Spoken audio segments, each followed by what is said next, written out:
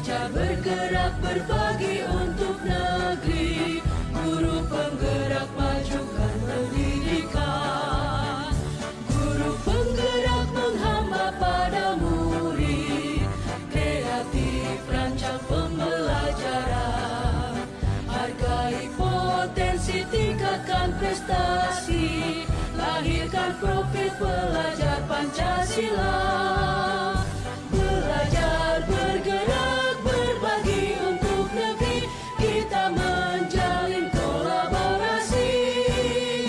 Belajar bergerak berbagi untuk negeri, demi bakti pada Ibu Pertiwi.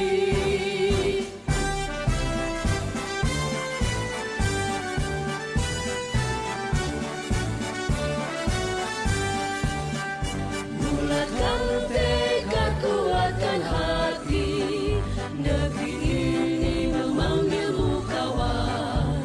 Belajar bergerak berbagi untuk negeri, guru penggerak majukan pendidikan. Guru penggerak menghamba pada murid, kreatif rancang pembelajaran. Hargai potensi, tingkatkan prestasi, lahirkan profil. Bismillahirrahmanirrahim. Assalamualaikum warahmatullahi wabarakatuh. Selamat siang semuanya, salam sejahtera untuk kita semua. Yang terhormat Bapak Kepala Sekolah UPT SDN Kerajulan 2 serta Dewan Guru yang pada siang ini sudah berkenan hadir dalam kegiatan hari ini. Pertama-tama, marilah kita panjatkan puji syukur kehadirat Allah Subhanahu wa Ta'ala, yang mana berkatnya kita semua dapat berkumpul di tempat ini dalam kegiatan diseminasi budaya positif, di mana kegiatan ini merupakan salah satu syarat dari tugas CGP Angkatan 11 yang dilaksanakan oleh Ibu Nurlaili dan Ibu Srikan. Salawat serta salam marilah kita haturkan kepada junjungan Nabi kita Muhammad SAW. Selanjutnya saya akan membacakan susunan acara pada siang hari ini. Yang pertama yaitu pembukaan, yang kedua sambutan dari sambutan kepala sekolah, yang ketiga acara inti, dan yang terakhir yaitu penutup. Baiklah, langsung saja kita ke acara yang pertama yaitu pembukaan. Marilah kita buka acara ini dengan melafalkan lafaz basmalah. Selanjutnya yaitu sambutan Kepala Sekolah UPT SDN Kerajulan 2 kepada Bapak. Dipersilakan.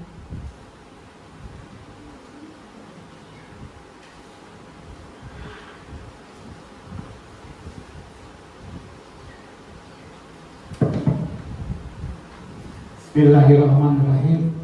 Assalamualaikum warahmatullahi wabarakatuh.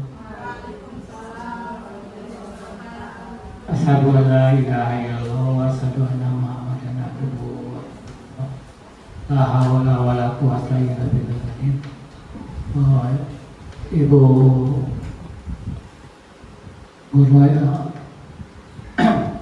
Bapak Ibu guru yang saya hormati, Bapak Ibu guru sebagai calon CGP yang saya hormati pula, alhamdulillah pada hari ini kita bisa berkumpul di ruangan ini untuk sama-sama menyaksikan kegiatan diseminasi budaya positif yang akan disampaikan oleh Ibu Nurlaili SPDI dan Ibu Serinten SPD yang akan dilaksanakan hari ini.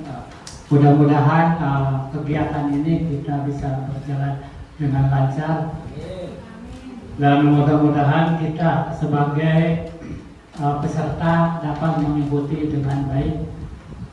Diseminasi budaya positif ini adalah sebagai syarat memenuhi tugas TGP angkatan ke-11 di Kabupaten Serang ini, khususnya ini adalah di UPTD SD Keragilan 2.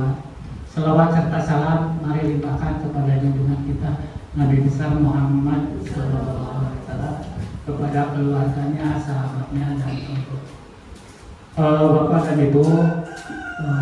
Mari kita sama-sama untuk menyaksikan kegiatan ini. Mudah-mudahan kegiatan ini bisa berjalan dengan lancar.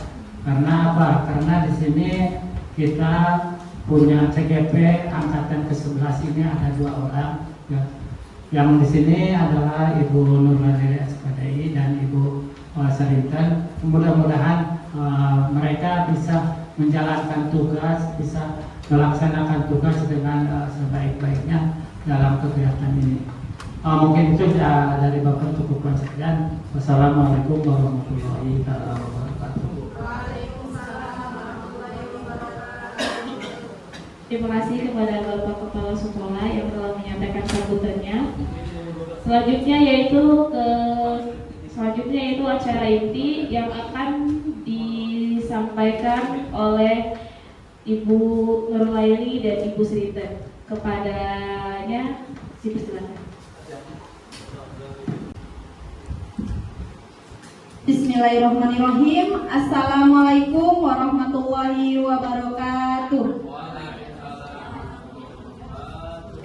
Yang saya hormati Bapak Kepala SD Negeri Keragilan 2 beserta rekan-rekan semua, saya ucapkan terima kasih kepada semuanya, terkhusus Bapak Kepala Sekolah karena sudah menyempatkan waktunya untuk mengikuti kegiatan diseminasi ini.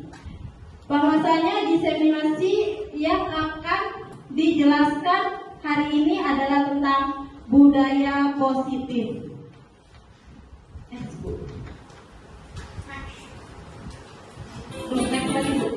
Next lagi terus. Lagi? Oke. Izinkan saya di sini untuk menyampaikan tentang budaya positif, di mana budaya positif ini memiliki 6 subtema. Yang pertama, disiplin positif dan nilai-nilai kebajikan. Yang kedua, motivasi, hukuman, dan penghargaan. Yang ketiga, keyakinan kelas. Yang keempat, kebutuhan dasar manusia. Yang kelima, 5 posisi kontrol. Dan yang terakhir, segitiga restitusi. Di sini saya hanya menyampaikan tentang disiplin positif dan nilai-nilai kebajikan, motivasi, hukuman, dan penghargaan, keyakinan kelas. Mungkin di sini kita diskusi bersama-sama ya Bapak Ibu. Jika memang ada masukan, silahkan nanti berikan masukan untuk saya. Jika ada pertanyaan, silahkan tanyakan kepada saya. Insya Allah semoga saya bisa menjawab. Jika tidak pun kita mencari solusinya bersama-sama. Dari 3 budaya positif ini, yang pertama saya akan menjelaskan keyakinan kelas. Karena di mana keyakinan kelas ini, jika Bapak Ibu memahaminya, pasti Bapak Ibu juga tahu tentang apa itu disiplin positif dan nilai-nilai kebajikan, apa itu motivasi, hukuman, dan penghargaan. Sebelum ke materi, kita ice breaking dulu ya, boleh Bapak Ibu? Boleh. Kalau begitu silahkan berdiri. Joget ya. Saya yang semangat.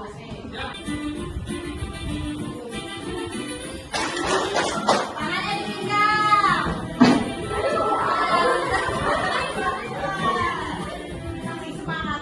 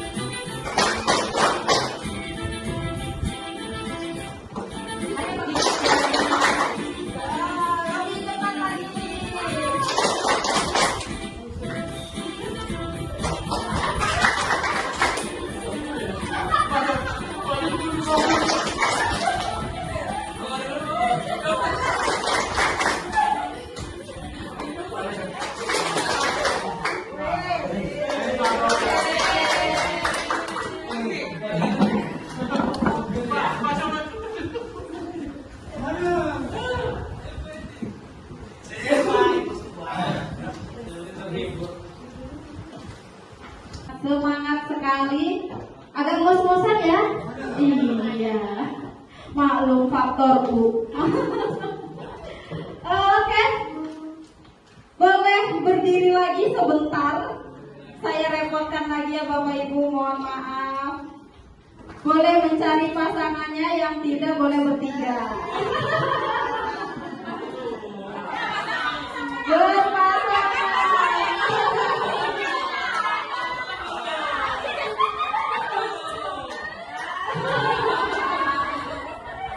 Silakan cari pasangannya masing-masing. Sudah berhadapan Bapak Ibu, berhadapan. Sudah? Kalau sudah, yuk mari kita senyum selama 30 detik. Berikan senyum terbaiknya Bapak Ibu. Berikan senyum terbaiknya.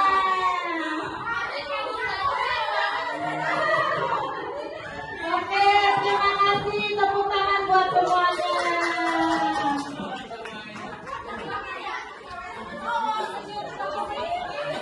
Iya. Tidak disadari, Bapak Ibu semua sudah melakukan budaya positif. Kenapa sudah melakukan budaya positif? Karena Bapak Ibu sudah memberikan senyum terbaiknya kepada teman-temannya, ya. Selanjutnya next Bu. Nah, sebelum ke materi budaya positif, mari kita buat kesepakatan forum diseminasi dulu. Di sini saya memberikan contoh kesepakatannya. Yang pertama yaitu menghargai siapapun. Yang kedua, menjadi pendengar yang baik. Kira-kira ada tambahan lagi Bapak Ibu? Jangan ribut. Kalimat positifnya biar tidak ada jangan gimana coba? Ada masukan? Harap tenang. Silahkan Bu Sri, boleh diketik.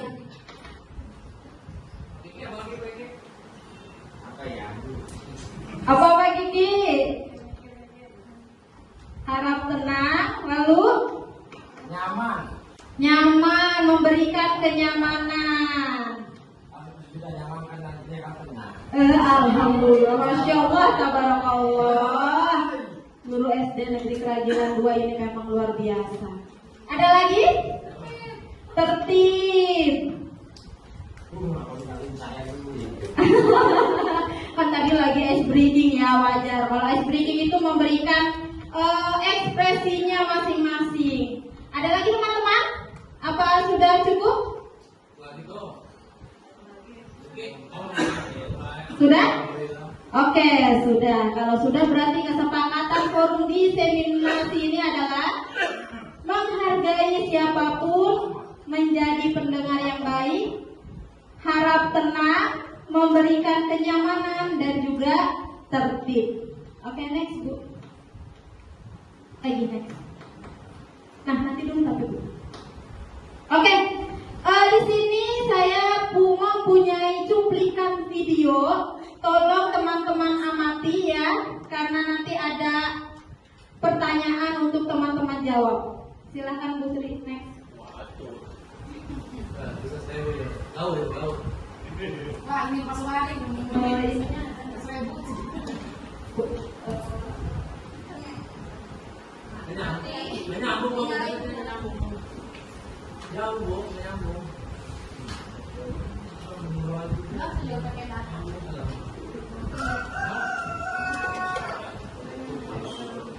Sebentar ya teman-teman.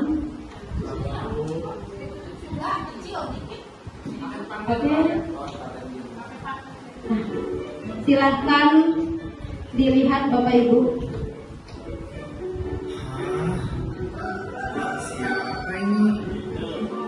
Bu Guru, saya lupa.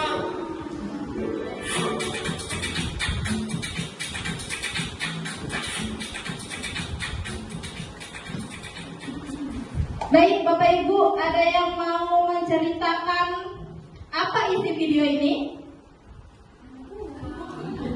Nemu uang, terus lapor sama Bu Guru.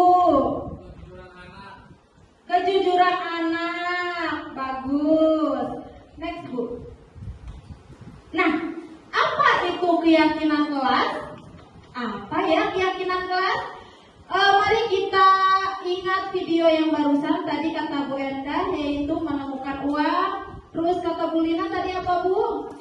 Lapor kepada guru. Kata Pak Sobari tadi apa, Pak? Kejujuran anak. Nah, di dalam video itu bisa juga si anak ngambil uangnya tanpa lapor ke guru. Kenapa si anak itu mempunyai niat untuk lapor ke guru bahwa saya menemukan uang? Karena bukan miliknya, itu namanya keyakinan dalam diri sendiri bahwa itu bukan hak kita. Ya, seperti itu. Itu namanya keyakinan. Selanjutnya, menurut teman-teman, apakah yang menjadi motivasi? Sebut saja tadi si anak adalah Julio ya, teman-teman ya. Menurut teman-teman, apakah yang menjadi motivasi Julio mengambil tindakan tersebut? Next, Bu. Di mana ada 3 motivasi perilaku manusia.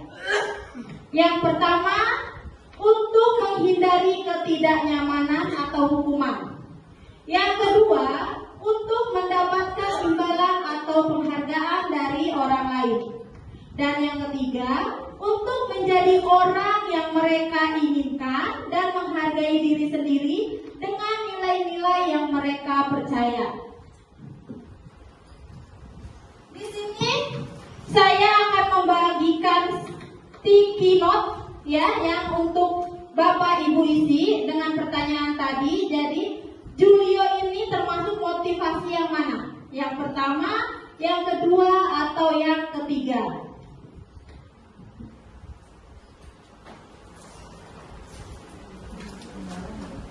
Banyak sih.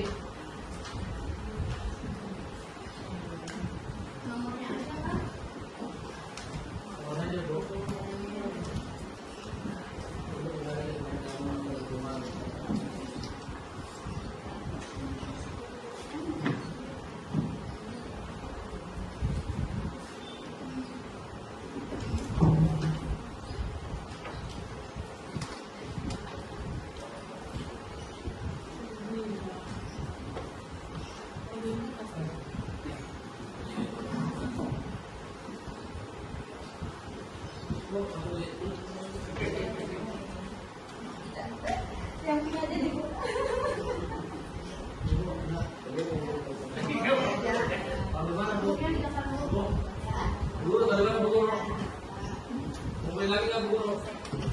pasti dikumpulkan Pak Sob, tapi tenang saja. Sudah diisi? Ya, diberi nama.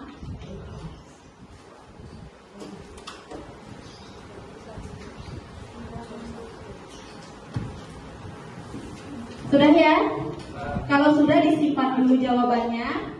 Next ke materi. Next Bu Sri. Nah, mengapa keyakinan kelas bukan peraturan kelas? Mengapa sekarang itu harus keyakinan kelas tapi bukan peraturan kelas? Next Bu. Nah, di sini Bu Guru, maaf ya.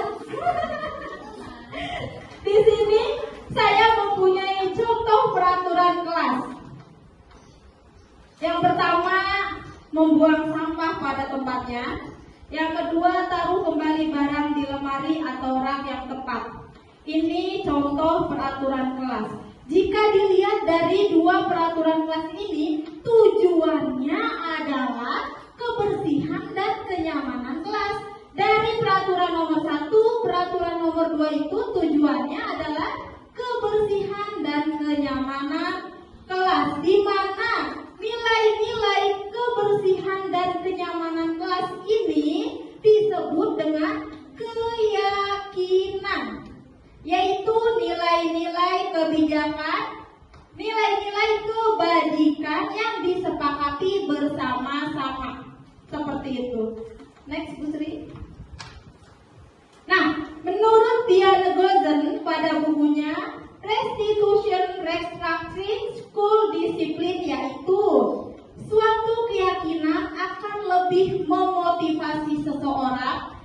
dari dalam suatu keyakinan akan lebih memotivasi seseorang dari dalam motivasi intrinsik. Seseorang akan lebih tergerak dan bersemangat menjalankan keyakinan daripada mengikuti serangkaian peraturan. Begitu pula dengan murid-murid kita.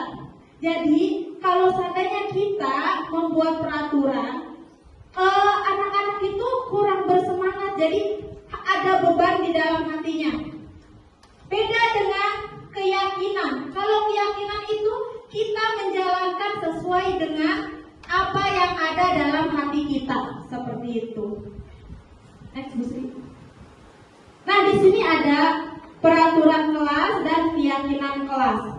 Yang pertama tadi peraturan kelasnya itu membuang sampah pada tempatnya, taruh kembali barang di lemari atau rak yang tepat. Kita jadikan peraturan ini menjadi keyakinan kelas, yaitu setiap anggota kelas perlu merasa nyaman saat belajar. Kalau seandainya kelas kita bersih, apakah merasa nyaman? Nyaman. Kalau seandainya siswa merapihkan apa yang mereka sudah mainkan, misalkan permainan di pojok baca, ada buku, ada yang lain-lainnya, lalu dirapikan lagi, apakah kelas kita akan merasa nyaman? Nyaman. Nah, jadi keyakinan kelasnya yaitu setiap anggota kelas perlu merasa nyaman saat belajar. Nah, bagaimana membentuk keyakinan kelas?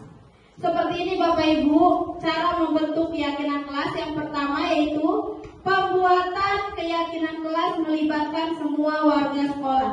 Di kurikulum Merdeka ini kan kita menggunakan fase, ya, ada fase A, B, C.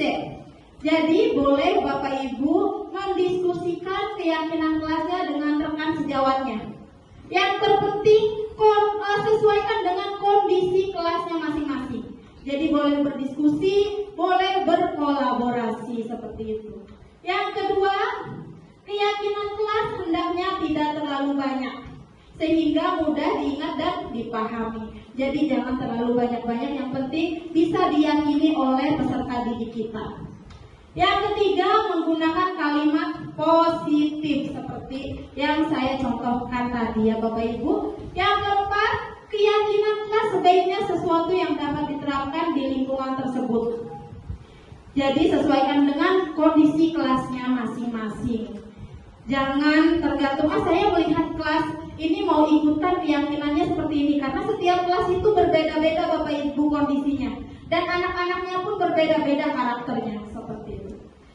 Yang terakhir, perlu adanya tinjauan kembali keyakinan kelas dari waktu ke waktu agar tetap relevan. Next, Bu. Nah, di sini juga ada langkah-langkah pembuatan keyakinan kelas yang harus kita terapkan. Yang pertama, membuka ruang diskusi. Sebelum kita membuat keyakinan kelas, kita berikan ruang komunikasi kepada peserta didik kita. Kira-kira peserta didik kita maunya seperti apa yang mereka inginkan, yang mereka yakini. Yang kedua yaitu mencatat. Setelah kita sudah mendapatkan jawaban-jawaban dari peserta didik, itu kita harus mencatat di papan tulis atau di buku besar Bapak Ibu, biar semuanya mengetahui apa keyakinan kelasnya. Nah, di sini ada contoh peraturan usulan murid seperti ini Bapak Ibu. Yang pertama, tidak memotong pembicaraan teman.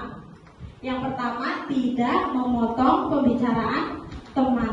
Yang kedua, belajar dengan tekun, mengerjakan tugas tepat waktu, ramah pada guru dan teman, datang tepat waktu, menjaga barang sendiri atau yang dipinjam, menjaga kedamaian dan ketentraman. Kira-kira apakah di sini ada kalimat negatif Bapak Ibu?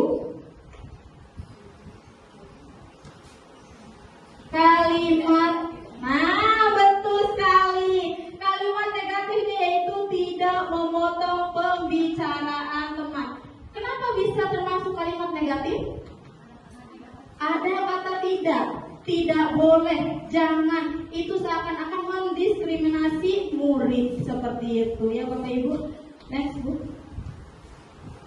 Nah, yang ketiga merumuskan keyakinan, yaitu menentukan nilai kebajikan dari peraturan tersebut. Seperti tadi yang dijelaskan, ada contoh beberapa peraturan, kita pilih nilai-nilai kebajikannya. Setelah dipilih nilai-nilai kebajikannya, baru kita buat keyakinan kelas. Yang keempat, tinjau ulang. Jadi setelah Bapak Ibu sudah membuat keyakinan kelas, kita tinjau lagi keyakinan kelas tersebut. Apakah sesuai dengan kondisi dan situasi kelasnya masing-masing. Jadi perlu ditinjau. Jadi banyak sekali ya langkah-langkah pembuatan keyakinan kelas. Tidak sekonyong-konyongnya ya Bapak Ibu. Ayo kita buat keyakinan kelas anak-anak. Bukan seperti itu. Jadi ada langkah-langkahnya yang harus anak-anak tahu. Kalau seandainya memang anak-anak belum terbiasa dengan kata keyakinan, boleh Bapak Ibu menggunakan peraturan terlebih dahulu. Setelah Bapak Ibu membuat peraturan, Bapak Ibu harus mencari nilai-nilai kebajikan dan menjelaskan kepada anak nilai-nilai kebajikan tersebut. Nah, nilai-nilai kebajikan itu bisa dilihat dari profil pelajar Pancasila. Ada yang hafal profil pelajar Pancasila? Oh, boleh beda, coba apa aja? Boleh dong. Profil pelajar Pancasila, pelajar Pancasila beriman dan bertakwa pada Tuhan Yang Esa dan berakhlak mulia, global gotong royong mandiri, kreatif dan bernalar kritis. Terima kasih. Nah, jadi nilai-nilai kebajikan itu bisa diambil dari profil pelajar Pancasila, Bapak Ibu. Selanjutnya yaitu membuat pernyataan keyakinan yang dapat dipahami bersama. Yang keenam, tanda tangan. Jadi Bapak Ibu biar menarik, setelah pembuatan keyakinan kelas ini, silakan Bapak Ibu membuat kolom tanda tangan di keyakinan kelasnya bahwasanya keyakinan kelas ini disetujui bersama-sama. Seperti itu. Dan yang ketujuh terakhir yaitu dipajang. Jangan lupa dipajang di kelasnya masing-masing. Nah, selanjutnya di sini saya mempunyai contoh keyakinan kelas yang sudah saya buat. Next, Bu Sri. Silakan Bapak Ibu lihat.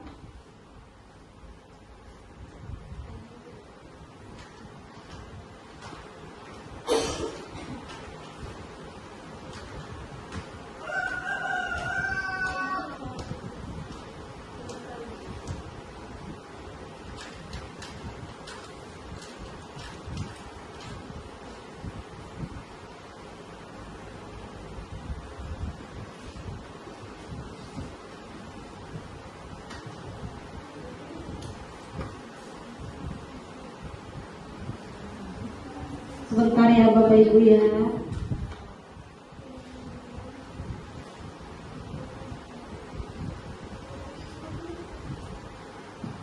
Bisa lihatin.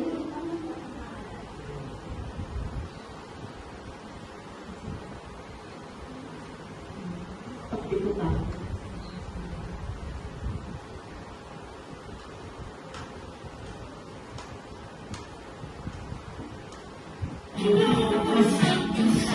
Ini contoh tanda tangan yang saya buat Bapak Ibu.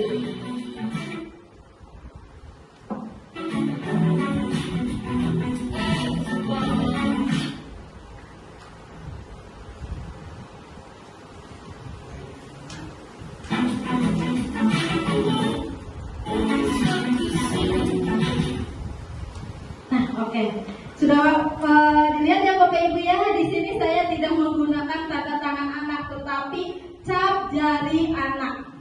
Seperti itu, biar apa? Biar menarik Bapak Ibu. Dan anak-anak pun semangat bahwa oh ini keyakinan yang sudah kita buat bersama-sama. Dan setiap cap jarinya itu diberikan nama bawahnya. Bahwasanya murid-murid sudah menyetujui keyakinan kelas yang kita sudah buat bersama-sama seperti itu. Next, Bu. Nah, karena di sini ada materi terbaru, biar penyegaran ya Bapak Ibu ya, boleh ice breaking lagi ya Bapak Ibu ya. Nah di sini ice breakingnya tidak joget-joget, tenang aja Bapak Ibu. Cluenya yaitu saya berkata. Cluenya saya berkata. Saya berkata, silakan Bapak Ibu pegang kepalanya masing-masing. Saya berkata, silakan Bapak Ibu pegang telinganya masing-masing. Saya berkata, silakan Bapak Ibu berdiri.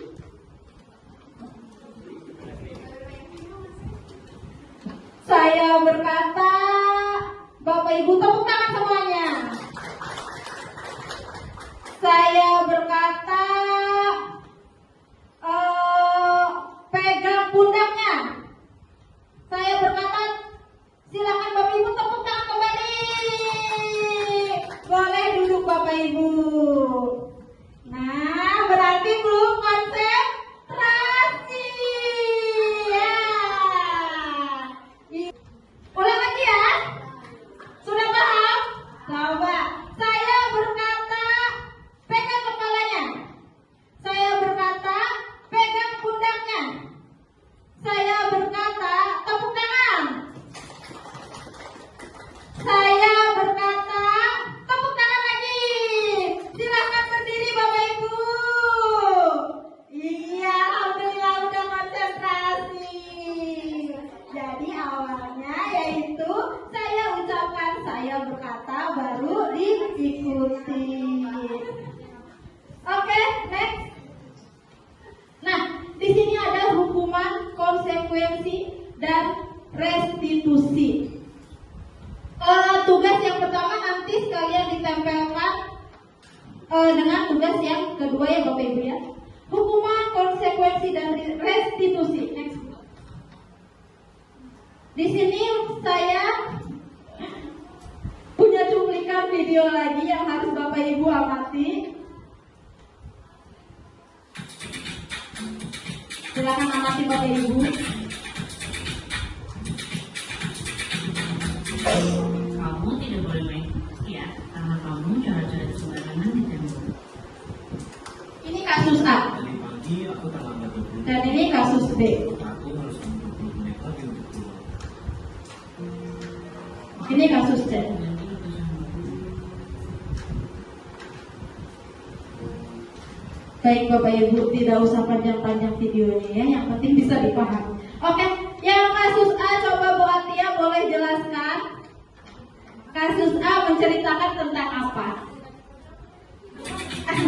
Boleh diulang.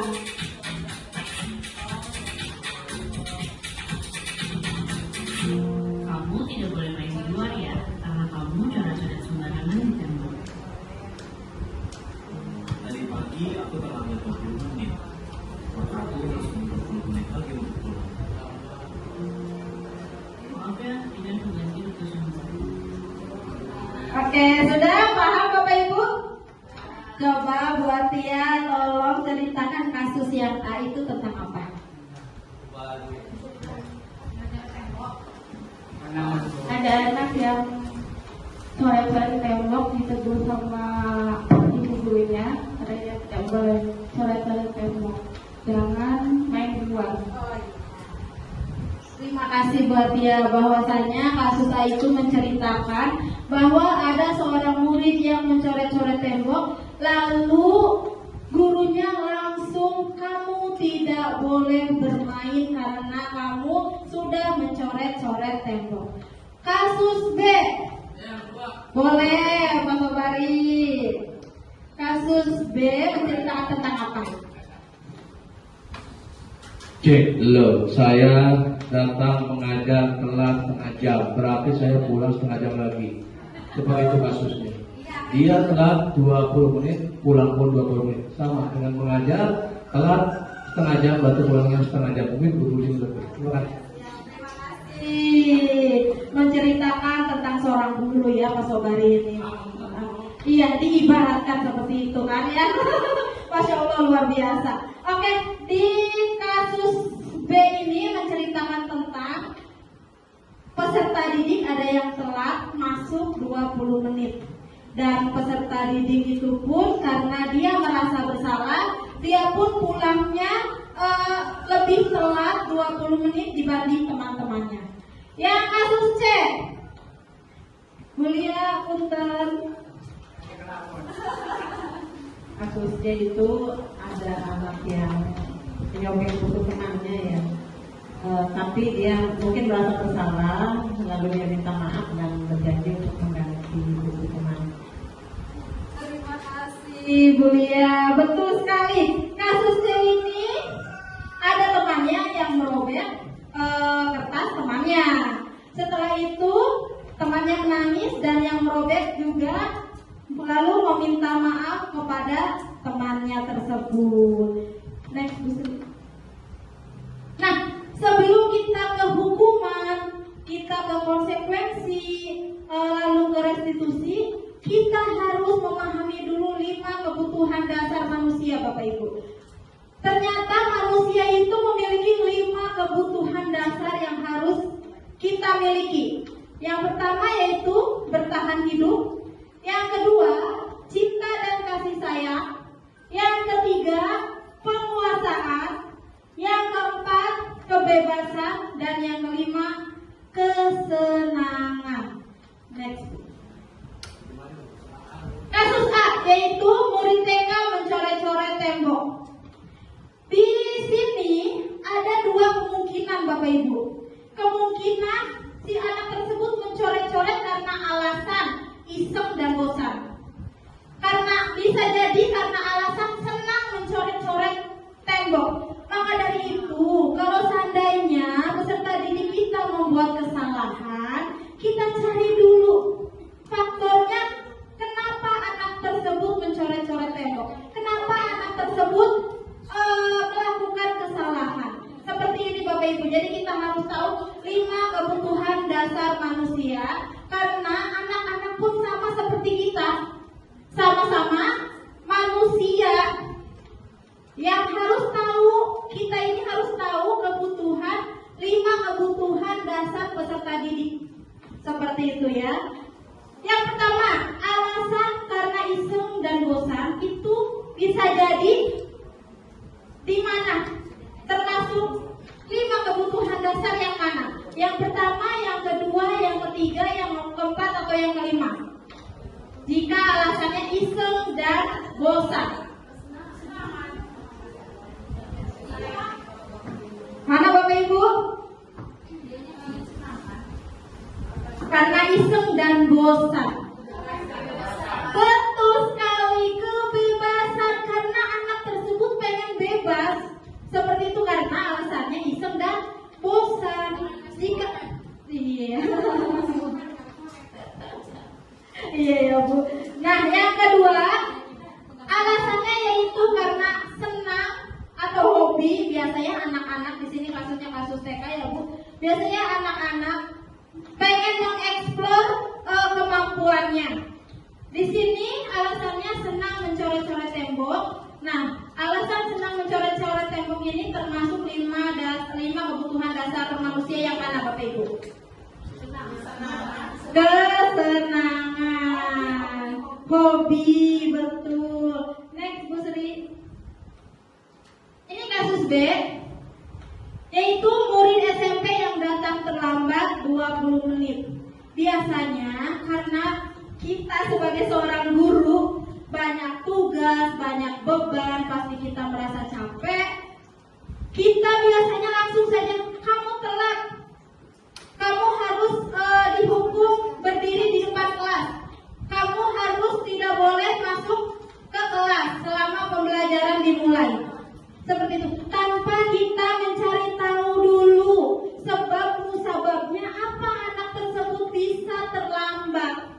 Kalau seandainya kita mencari sebabnya dulu, insya Allah capek kita itu akan hilang Bapak Ibu. Kita bisa mengelola emosi kita. Jadi kita mencari sebabnya terlebih dahulu.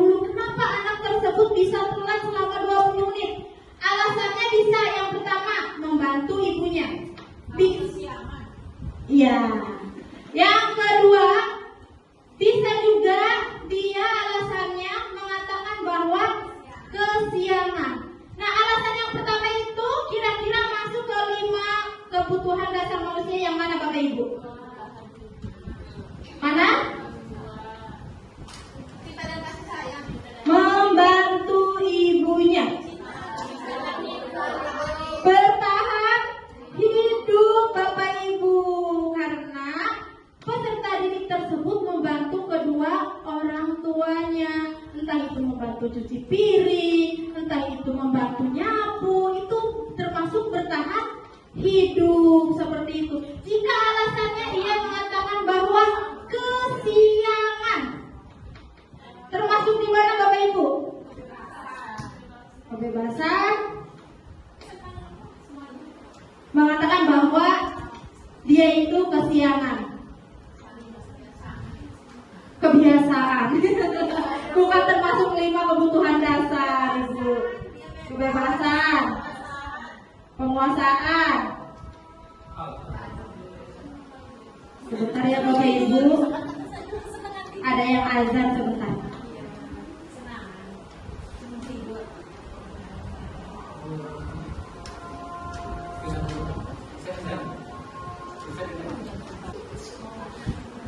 Oke Bapak Ibu, ini alasan yang kedua ya tadi ya.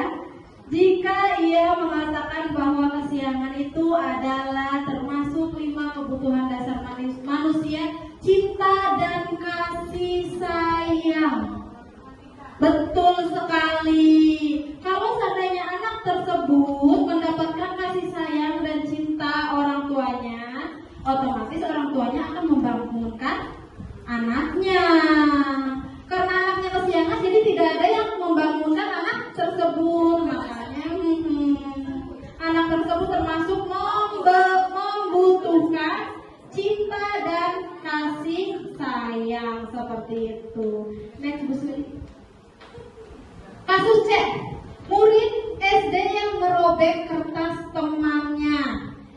Bisa jadi alasannya yaitu karena kesal pada temannya dan ingin temannya menuruti keinginannya, betul sekali, penguasaan, bahwa anak tersebut ingin melalui penguasaan dalam dirinya seperti itu.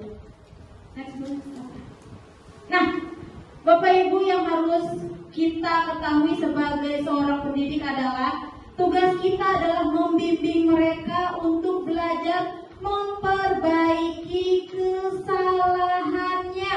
Jangan langsung menjudge, tetapi kita mengajarkan bagaimana solusi dari kesalahan yang sudah mereka buat gitu. Jadi kita harus mencari solusi bersama-sama dengan peserta didik yang membuat kesalahan. Jangan langsung menghukum. Next, Bu Sri. Nah, nanti dulu. Oke, Bapak Ibu, karena tadi Bapak Ibu sudah melihat cuplikan videonya, sudah tahu juga kasus A menceritakan tentang apa, kasus B menceritakan tentang apa, kasus C juga menceritakan tentang apa. Jadi sekarang saya butuh bantuan Bapak Ibu untuk mengisi. Apakah kasus A itu termasuk hukuman, konsekuensi, restitusi? Kasus B, kasus C juga seperti itu. Apakah termasuk hukuman, konsekuensi, atau restitusi?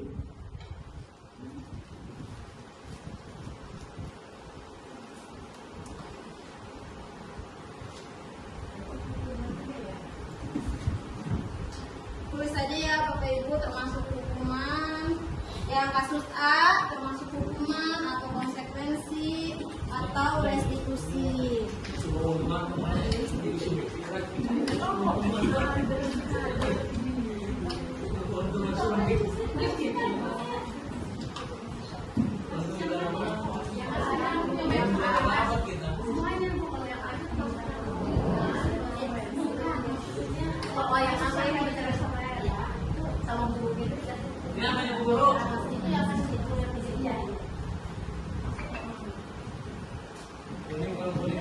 Jadi Bu Bapak menganalisis video yang sudah saya putarkan, ada kasus A, kasus B, Jadi Bapak Ibu menganalisis kasusnya, yang A, B, C itu termasuk hukuman konsekuensi atau restitusi. Semua kasus, 3 kasus. Oke, Bu Sri diulang kembali videonya. Silahkan amati Bapak Ibu.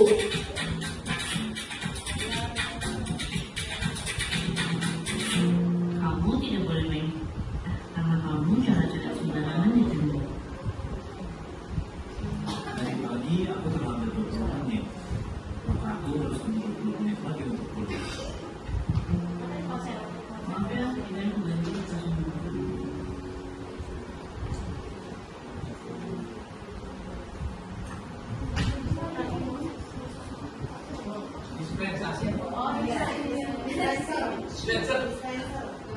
Diberi nama ya Bapak Ibu.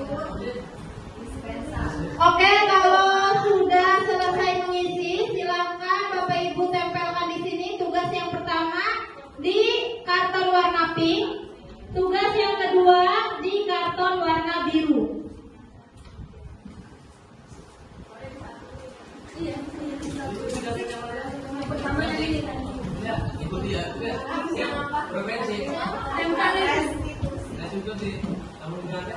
Yang pertama gimana? Yang pertama pink ya Bu ya. Yang pertama pink. Mana tadi?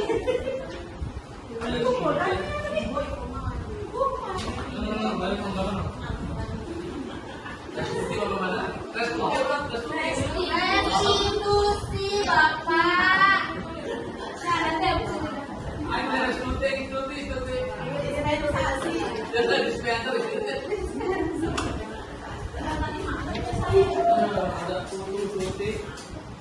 Tugas pertama di karton warna pink, tugas yang kedua di karton warna biru.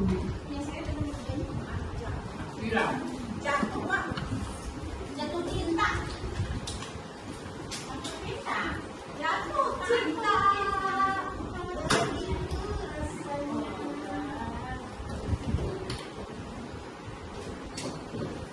Kamu juga ada memang. Baik Bapak Ibu, terima kasih karena sudah mengisi pertanyaan-pertanyaan dari saya. Bu Sri, tolong tampilkan 3 motivasi. Sembari ini refleksi ya Bapak Ibu ya dari materi yang sudah kita bahas bersama-sama. Enggak, yang lagi terus. Kita refleksi ya Bapak Ibu ya. Nah, yang pertama,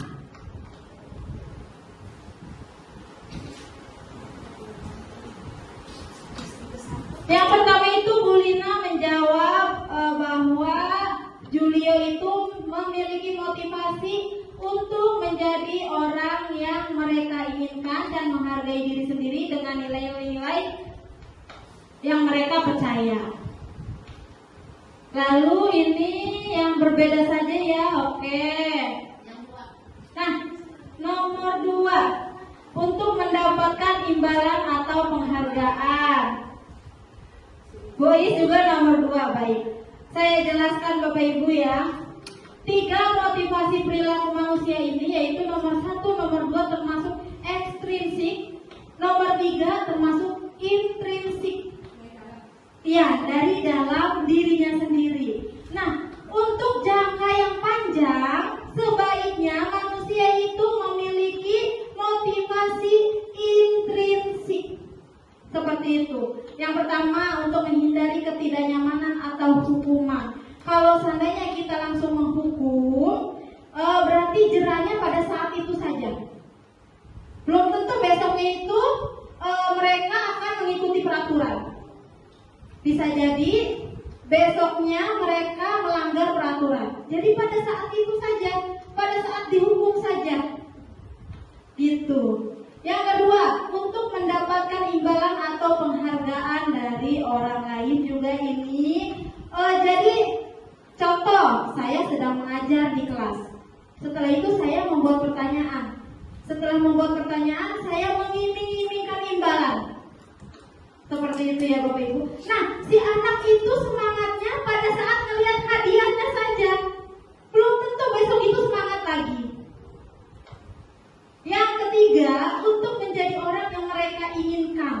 Jadi contoh, saya memberikan pertanyaan kepada peserta didik. Peserta didik itu menjawab dengan apa yang diinginkannya, apa yang diyakininya. Insya Allah itu akan berdampak jangka panjang sampai mereka dewasa. Seperti itu ya Bapak Ibu ya. Ini adalah 3 motivasi perilaku manusia. Nah, tugas yang kedua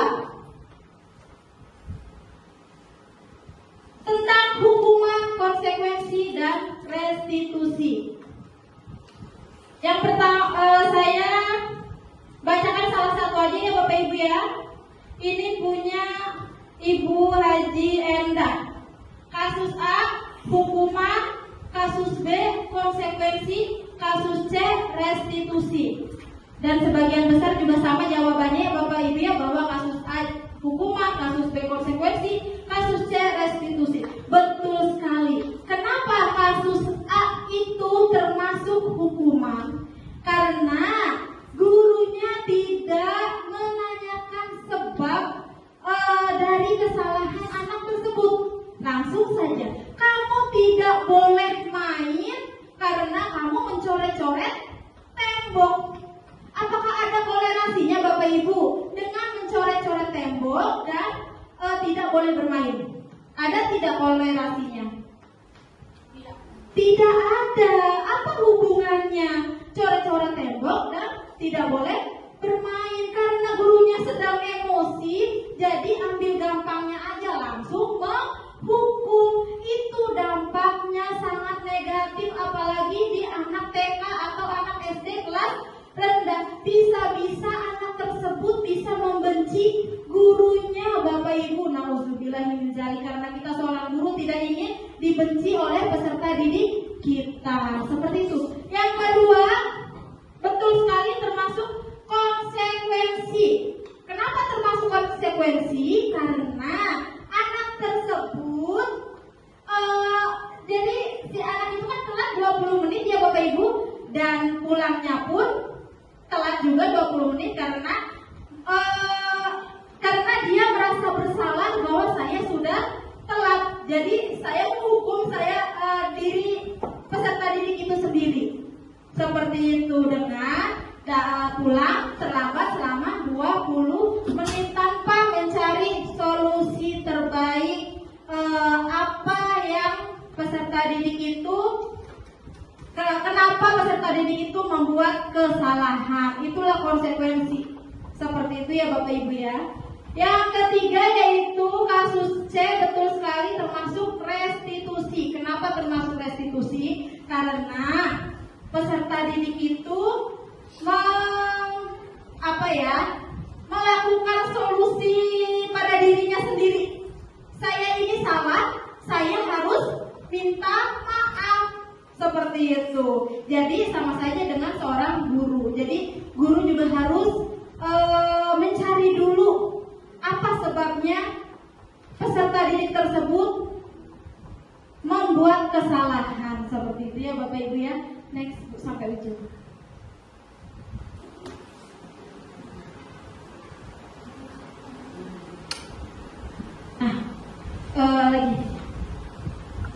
Lagi back. Nah yang begitu Bapak Ibu, jadi apakah Bapak Ibu sudah paham apa itu hukuman, apa itu konsekuensi, dan apa itu restitusi? Sudah ya Bapak Ibu ya? Next.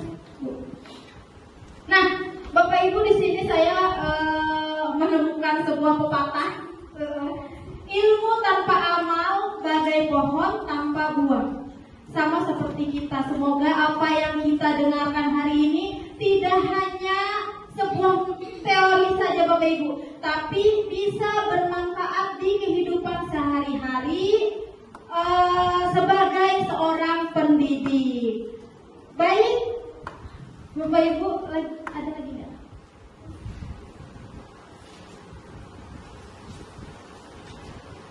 Sudah ya? Oke. Oke Bapak Ibu, terima kasih banyak. Cukup sekian dari saya. Mohon maaf jika ada kekurangan. Selanjutnya akan saya serahkan kepada rekan saya yaitu Bu Srinten. Ya, mau ada sesi tanya jawab atau gimana? Ada yang mau ditanyain dulu nih ada yang mau ditanyain sebelumnya dari rekan-rekan guru nih tentang materi yang sudah disampaikan oleh guru dan Bu Siti. Oke, baiknya ada yang bertanya. Assalamualaikum warahmatullahi wabarakatuh. Saya Bu Endah dari kelas 3B ya, saya mau nanya, suka tuh kalau lagi belajar nih ya, anak-anak suka kadang ada suka ngomong ini, Bu Guru, misal Fajar ngomong bodoh ke saya, Bu Guru, Dejan ngomong nggak baik ke saya, misalnya ngomong ada kata-kata yang menurut si anak tersebut nggak baik, jadi si anak tuh selalu bilangnya laporan aja Bu Guru. Ada anak yang ngomong misalnya dia ngomong kata-kata yang harusnya nggak dia ucapin, misalnya nama binatang gitu ke temennya, ada gitu tuh kan. Baiknya gimana tuh kita ke anak kalau misalnya anak tuh selalu lapor seperti itu? Apakah harus saya mengingatkan anak tersebut memanggilnya? Soalnya kejadiannya tuh hampir setiap hari ada kejadian seperti itu. Terus lagi misalnya nama bapak yang dipanggil, misalnya tuh namanya anaknya namanya si Dejan gitu, bapaknya itu namanya Yanto, Yanto kayak gitu tuh. Bu Guru misalnya ya, si Pi panggil saya Yanto katanya gitu tuh kan nama bapak saya katanya gitu. Nah baiknya kita tuh sebagai guru anak tersebut tuh gimana gitu, maksudnya kejadian itu tuh selalu berulang setiap hari, hampir setiap hari seperti itu. Apakah kita harus, maksudnya kan memang kita sudah membuat keyakinan kelas, kadang kan si anak lupa gitu. Nah apa yang harus dilakukan guru tersebut agar tidak terulang kejadian yang seperti itu, soalnya hampir setiap hari Bu Guru dengan kata-kata yang sama seperti itu ya. Demikian pertanyaannya ya, silakan. Baik, terima kasih Bu Enda. Ada lagi yang bertanya? Kalau tidak ada, mau langsung dijawab.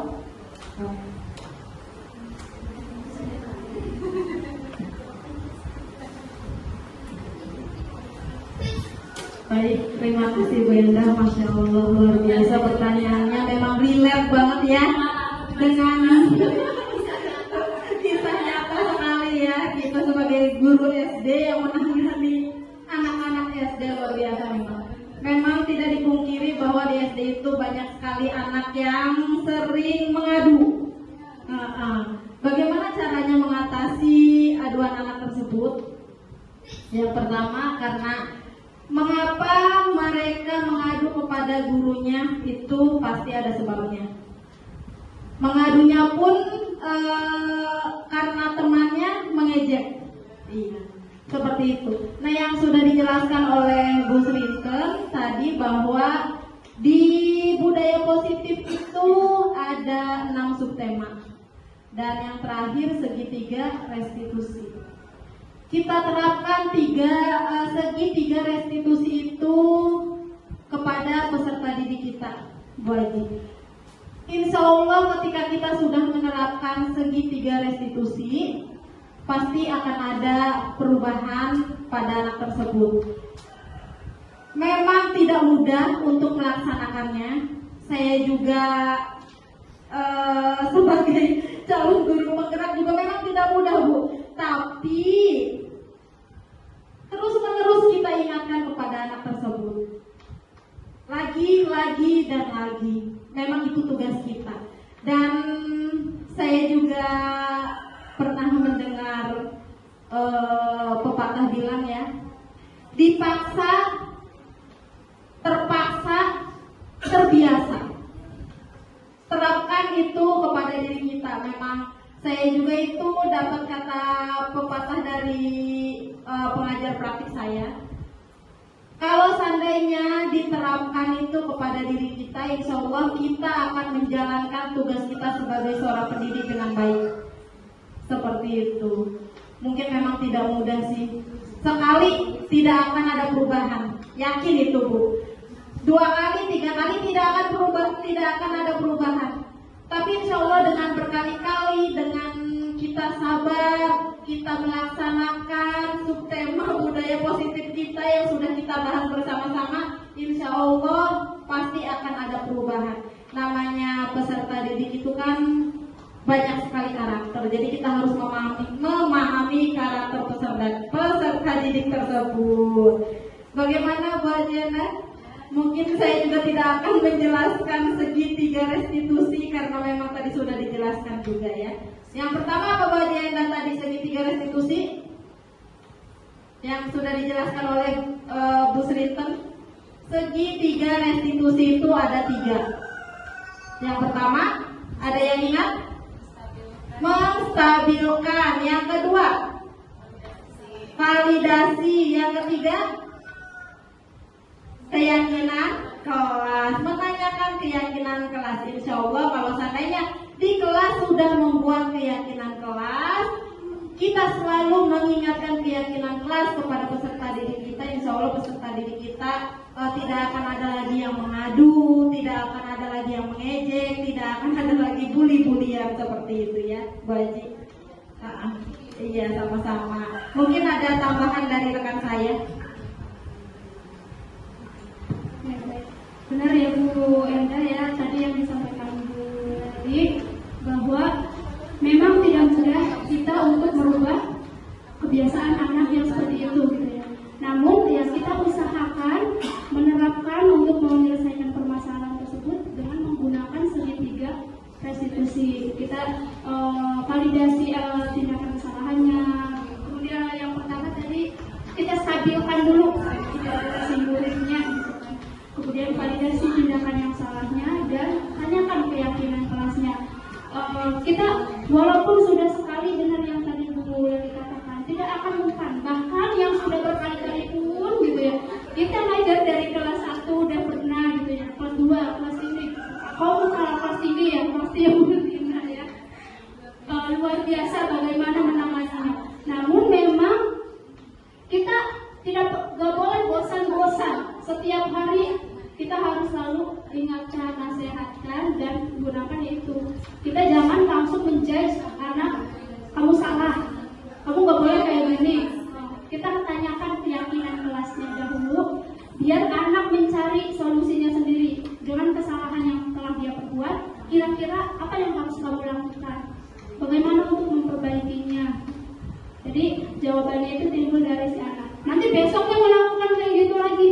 Ya, memang tugas kita memang untuk menuntun kan ya, memang pemikiran kita untuk menuntun kodrat anak yang tadinya belum baik, kita tuntun menjadi ke arah yang lebih baik. Ya, namanya belajar. Kalau gurunya emosi, ya kita harus pandai mengontrol emosi kitanya juga. Ya, berarti siswa belajar, guru juga belajar. Belajar apa? Belajar mengontrol emosi. Ya. Guru ya benar. Guru juga manusia, dia punya emosi. Namun emosi itu ya baiknya kita juga bisa mengontrolnya. Ya mungkin itu saja Bu Enda. Bagaimana Mbak Enda? Ya, harus kita coba ya. Iya, betul. Ada lagi yang ingin bertanya? Oke, silakan Bu Desti. Kamu tetap kali. Ya, langsung kali aja tetangga sebelah mendengarkan. Iya, benar di sini. Mungkin maksud pertanyaan Bu Enda kalau saya nangkapnya tadi, lah gimana kan tiap hari ngadunya gitu kan, nggak lihat tempat, mau ibu gurunya lagi di kantor, mau lagi di kelas, ketika ada satu orang yang ngomong kasar, jorok, bla bla bla dan lain-lain gitu, ini gitu kan, mungkin itu yang maksud Bu Enda ya. Dan kalau misalnya restitusi tetap dilakukan, tapi untuk handle-nya sekedar berbagi praktik ya Bu ya, karena memang kelas saya pun seperti itu, tapi saya melakukan hal ini Bu di kelasnya. Jadi melakukan pemahamannya itu di kelas, jadi semua satu kelas itu tahu kalau berkata kotor, berkata jorok itu konsekuensinya apa. Pertama konsekuensinya kita harus ingatkan ke agama, kita gitu kan. Oh, kamu kalau berbicara kotor, kasar, seperti yang sering kalian laporkan tuh gitu, itu konsekuensinya adalah dosa. Itu pertama di agama dulu. Kemudian yang kedua, kamu maukah berbuat dosa? Kalau kita saling mengingatkan juga kita akan dapat pahala. Itu mengingatkan. Jadi yang pertama memang ke agama dulu. Yang ketiga baru kesepakatan kelas. Nah, berdasarkan kesepakatan kelas yang kita udah buat juga kan memang tidak sesuai, nggak boleh kan gitu. Nah, kalau pemahaman itu udah rata dan anak tahu, kita kasih contoh. Kemudian kalau misalnya ada salah satu teman kamu yang berkata kotor atau jorok atau kasar, apa yang akan kamu lakukan? Langsung ngadu ke bu guru. Terus kalau bu gurunya lagi nggak ada di kelas, terus kamu mau ke kelas? Kamu mau ke kantor mengadukan itu? Nah, ini kalau misalnya kamu dengar ada teman kamu ngomong kasar, jorok dan lain-lain, langsung tegur sama kamu. Kenapa kamu harus tegur? Kamu kan cuma dapat pahala juga. Nah, alhamdulillah itu ngefek, ada efeknya. Walaupun nggak sehari langsung ngefek, tetap aja. Nanti pas ketemu lagi, misalnya nih, anak-anak nggak ada yang ngadu ke kantor, tapi ketika di kelas, Bu, tadi si itu langsung lapor. Iya, Bu, tadi si itu ngomong kasar. Kita ingetin, sudah diingatkan belum sama kamu yang tadi dengar? Iya, Bu, udah, tapi dianya tetap iya. Bagus, kamu dapat pahala. Alhamdulillah, kamu sudah dapat poin pahala. Tapi kalau teman kamu masih kayak begitu aja, terus nanti ingetin terus ya. Guru juga sama ingetin lagi di kelasnya. Jadi memang setiap hari diingetin lagi. Nanti ketika besoknya begitu ada yang laporan, Bu, tadi situ ngomong kasar, nanti ingetin lagi di kelasnya. Jadi ya terus aja gitu. Jadi kalau misalnya tadi solusinya harus langsung si anak yang laporan dan berbeda-beda orangnya, gitu, kita restitusi tiap hari juga repot gitu. Jadi akhirnya solusi tambahannya adalah pemahaman di kelasnya dulu harus sama. Ya, itu sih tadi aja. Udah, ya udah siang.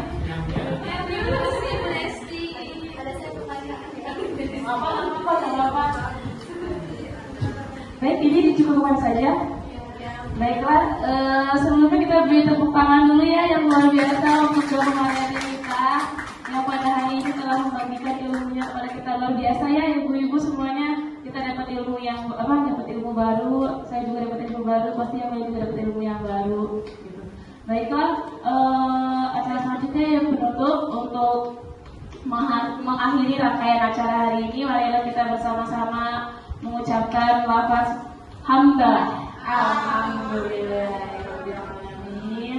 Baiklah, dari saya selaku pembawa acara meminta maaf bila ada kekurangan. Wassalamualaikum warahmatullahi wabarakatuh.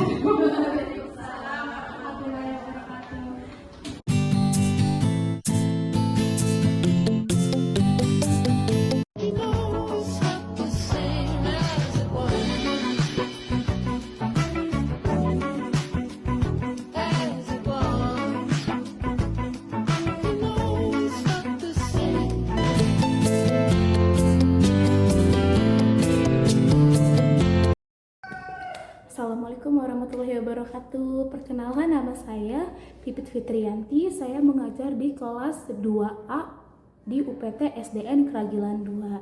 Saya merupakan rekan sejawat dari Ibu Nurlaili, di mana Ibu Nurlaili pada saat ini sedang melaksanakan program calon guru penggerak di angkatan 11.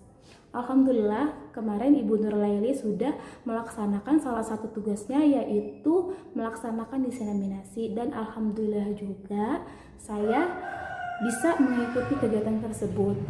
Dalam kegiatan ini, Bu Nurlaili sudah menyampaikan beberapa hal.